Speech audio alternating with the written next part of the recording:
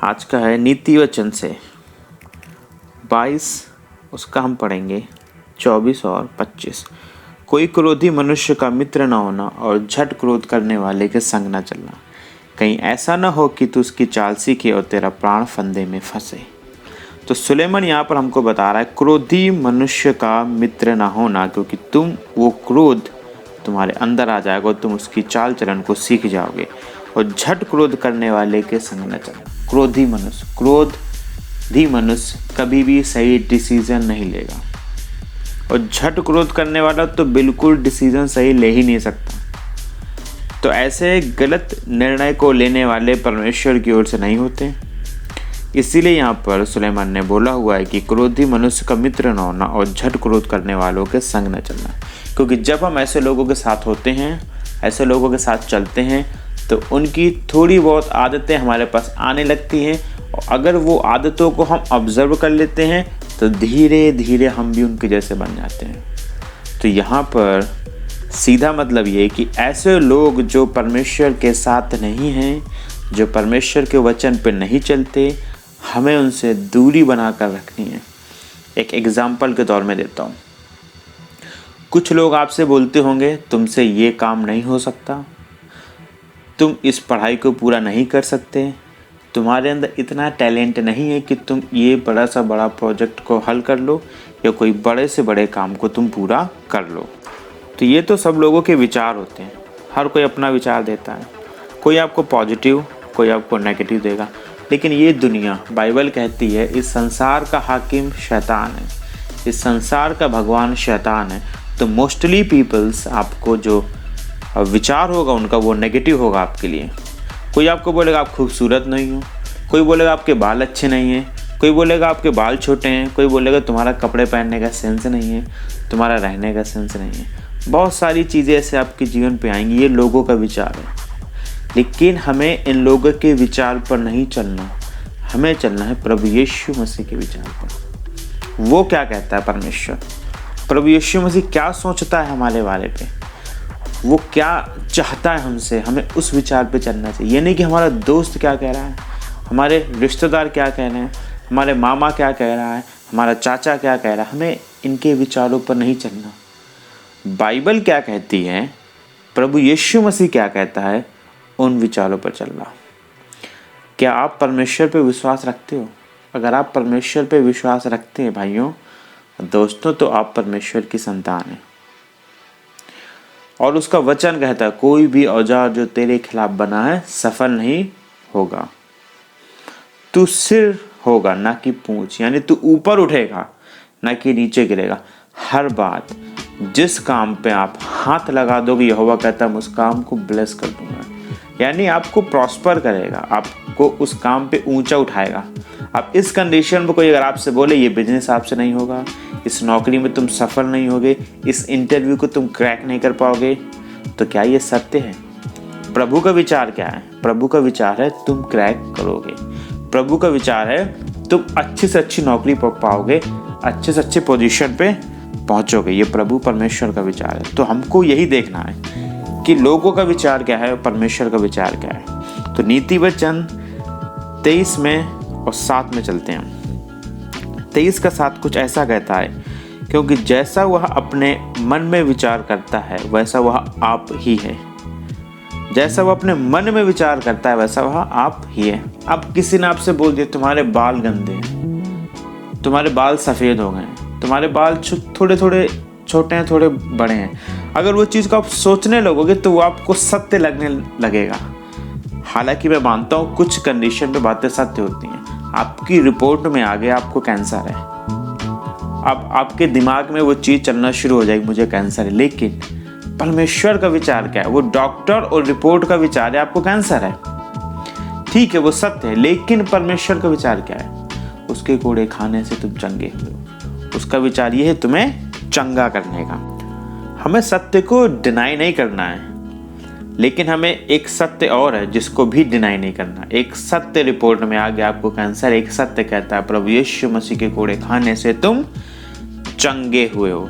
तो हमें याद रखना, हमें लोगों के विचार पर नहीं जाना कि एक हफ्ते में क्या हो जाएगा, 10 दिन में क्या हो जाएगा, तुम्हारे बिजनेस पे क्या होगा। कोई सी चीज़ से कोई फर्क नहीं पड़ता। परमेश्वर का विचार क्या है, दोस्तों उससे फर्क पड़ता है हमारे जीवन पे। जिस चीज को हम सोचेंगे, जिसको हम दिमाग में जैसा बैठा लेंगे ना, वैसा ही हमारे जीवन पे होना शुरू हो जाएगा। अगर हमने सोच लिया हमें टाइफाइड है, हम अगले 3 महीने तक ठीक नहीं होंगे, तो आप अगले 3 महीने तक और दवा खाओगे दोस्तों, आप ठीक नहीं होंगे। लेकिन अगर विचार आपके मन में बैठा कि प्रभु ने बोला है धर्मी जीवन जी, मैं तेरे खाने पानी को आशीष करूंगा और बीमारियों को निकालूंगा, धन्य है तो घर से बाहर जाते वक्त, धन्य है तो घर के अंदर आते वक्त, उसका वचन कहता है अगर आप इस वचन पे चलोगे, प्रभु के विचार में चलोगे, तो बिल्कुल आप संपन्न हो जाओगे। लेकिन अगर आप प्रभु के विचार में नहीं हो, उसके उपदेशों से अगर आप बाहर हो और आप दूसरों की बातें सुन रहे हो, तो फिर आप इस जाल में फंसने वाले हो जो शैतान बुन रहा है आपके जीवन पे। अगर आपके बिजनेस को लोगों ने बोला ये नहीं बढ़ेगा, ये नहीं फलेगा, परमेश्वर ने क्या बोला, जिस चीज पे तू हाथ रख देगा, याद रखिए, जिस चीज पे तू हाथ रख देगा उस पे मैं तुझे बलवंत कर दूंगा। जिस जमीन पे तू कदम रख देगा वो सारी जमीन की सारी जमीन मैं तेरी कर दूंगा। ये परमेश्वर ने बोला हुआ है। जो उकाब के पंछी की तरह उड़ेगा, तू तूफान को फाड़ता हुआ जाएगा। आज ये परेशानी हो सकती है, आपका बिजनेस नहीं चल रहा हो सकता है कि आपके घर पे एक ऐसी बीमारी आ गई हो जो नहीं ठीक हो रही हो, लेकिन वचन क्या कहता है परमेश्वर, उस बीमारी को फाड़ करके तू आगे जाएगा, उस तूफान को चीर के तुम आगे जाओगे। और तुम जाओगे तो तुम्हें विचार समझना है जो यहाँ पर सुलेमान ने बोला हुआ। फिर से पढ़ता हूँ 23 का 7, क्योंकि जैसे वह अपने मन में विचार करता है वैसा वह आप है। जिस तरह से आप अपने मन में विचार करते हैं ना भाइयों दोस्तों, वैसे ही आप बन जाओगे। तो एक वचन हम और देखते हैं, 2 तीमुथियुस 3:16 कुछ इस तरह से कहता है, संपूर्ण पवित्र शास्त्र परमेश्वर की प्रेरणा से रचा गया है। संपूर्ण पवित्र शास्त्र, तो आपको परमेश्वर के विचारों को जानने के लिए क्या चाहिए, पवित्र शास्त्र, होली बाइबल। ये पवित्र बाइबल है, ये परमेश्वर के विचारों से भरी हुई बाइबल है। परमेश्वर क्या चाहता क्या नहीं चाहता आपके जीवन पे सब कुछ इसमें मिलेगा। जो विचार आप लोगों से पूछते हो, लोगों के दिमाग में भरा हुआ है, वो विचार परमेश्वर ने अपने बाइबल पे रखे हुए हैं। बाइबल परमेश्वर का दिमाग है, वो क्या चाहता क्या सोचता है आपको सब कुछ बताएगा। ये बाइबल आपको समझना है, आपको ये जानने की जरूरत है आप है कौन। उसके लिए हम चलते हैं उत्पत्ति 1:27 देखते हैं क्या कहती है बाइबल। यहाँ कुछ ऐसा लिखा हुआ है, तब परमेश्वर ने मनुष्य को अपने स्वरूप में उत्पन्न किया, अपने स्वरूप में उत्पन्न किया, अपने ही स्वरूप के अनुसार परमेश्वर ने उसको उत्पन्न किया, नर और नारी करके उसने मनुष्यों की सृष्टि की। नर और नारी करके उसने अपने स्वरूप में हमको उत्पन्न किया है, यानी हम परमेश्वर के जैसे दिखते हैं।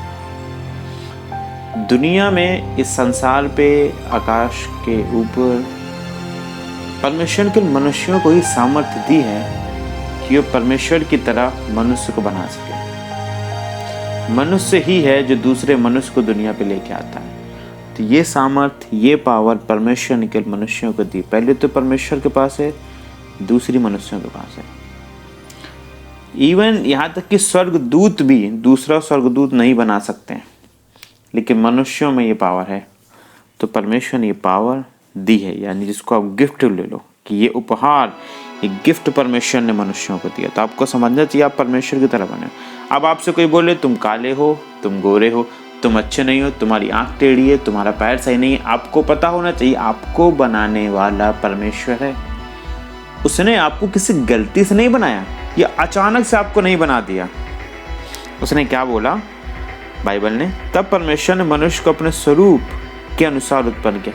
परमेश्वर ने बहुत प्यार से, आराम से आपको बनाया। आपका रंग काला है, गोरा है, फर्क नहीं पड़ता। आपकी आंख छोटी है, बड़ी है, फर्क नहीं पड़ती।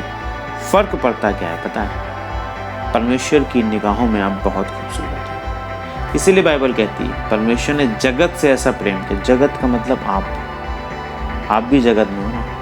आप अच्छे हो देखने में, एक इंसान देखने में अगर अच्छा नहीं तो परमेश्वर ने दोनों से बराबर प्यार किया। एक इंसान आपसे कह रहा नहीं तुम अच्छे नहीं हो, तुम मुझे पसंद नहीं हो, इसका मतलब ये नहीं कि वो आप अच्छे ही नहीं हो।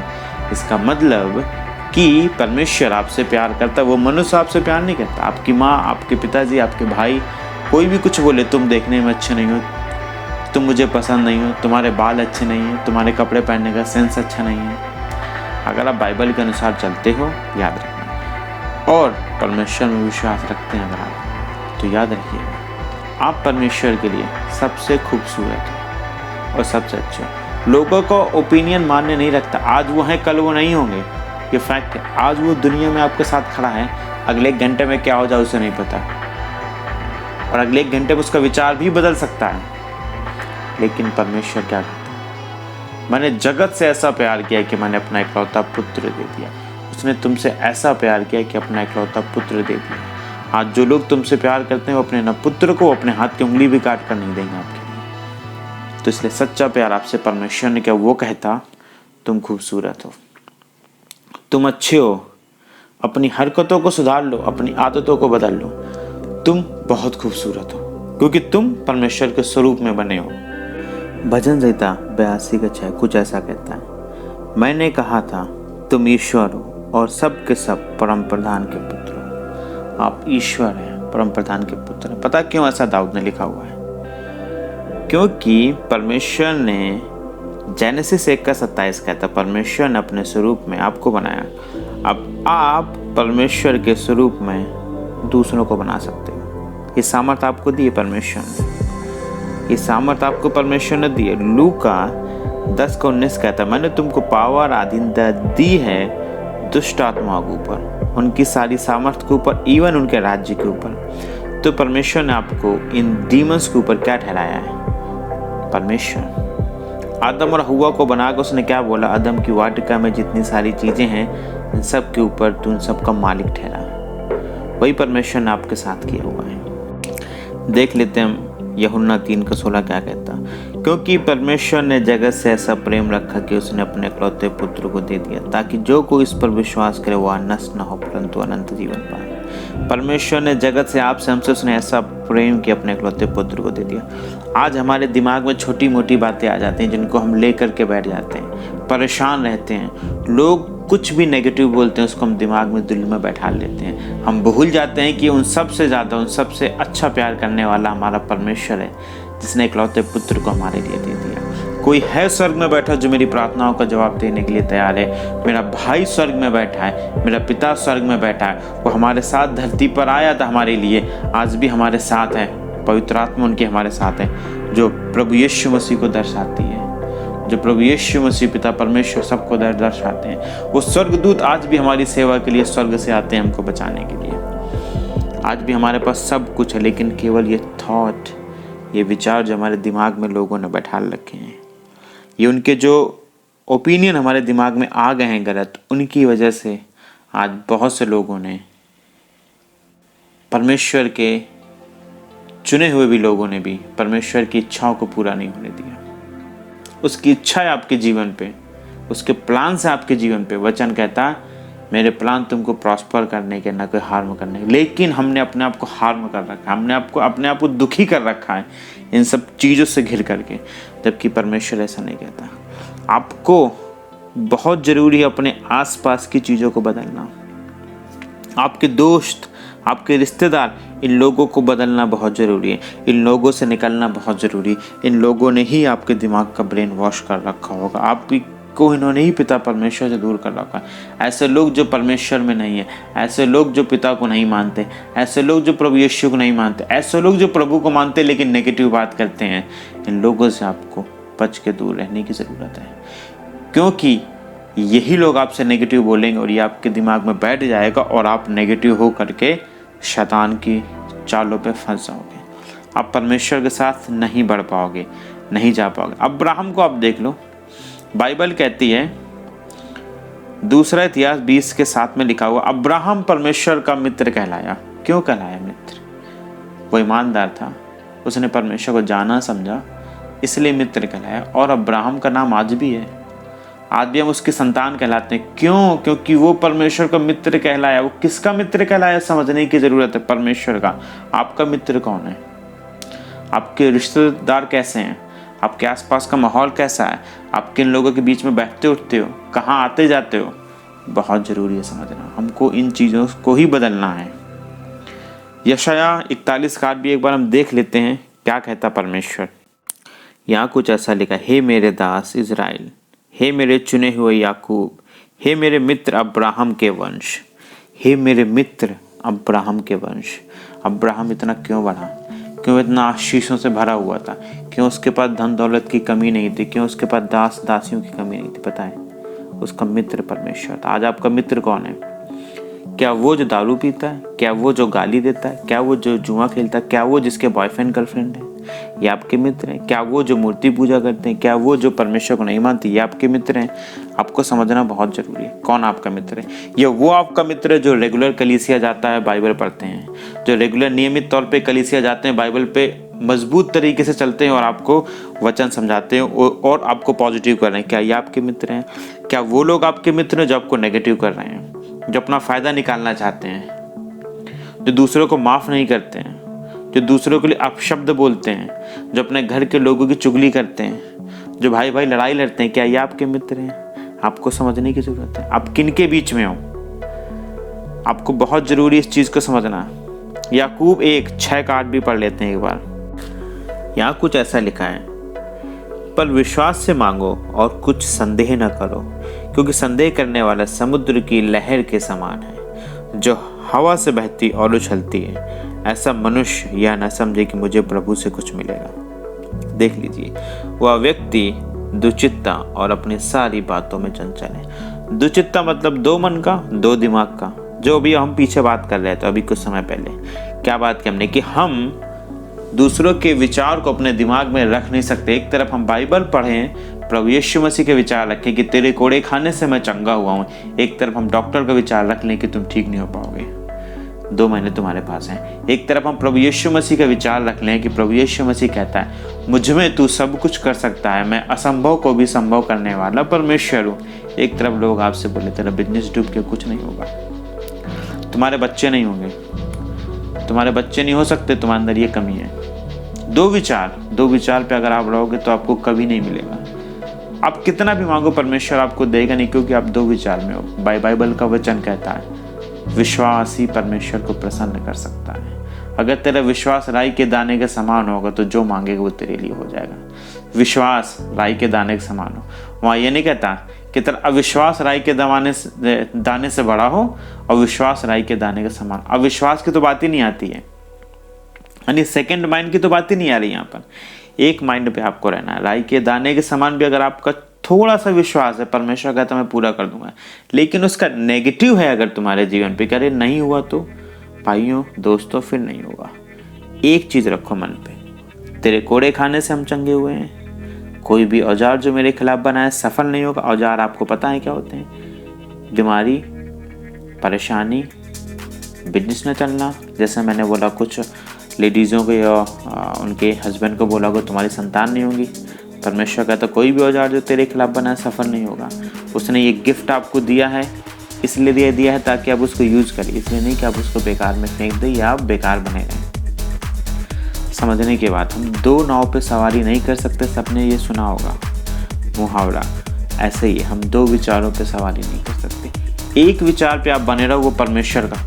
इस विचार के अलावा प्रभु यीशु मसीह कोड़े खाने से हम चंगे हुए हैं, इसके विपरीत जो विचार आएगा भाइयों वो परमेश्वर की ओर से नहीं है, वो शैतान की ओर से है।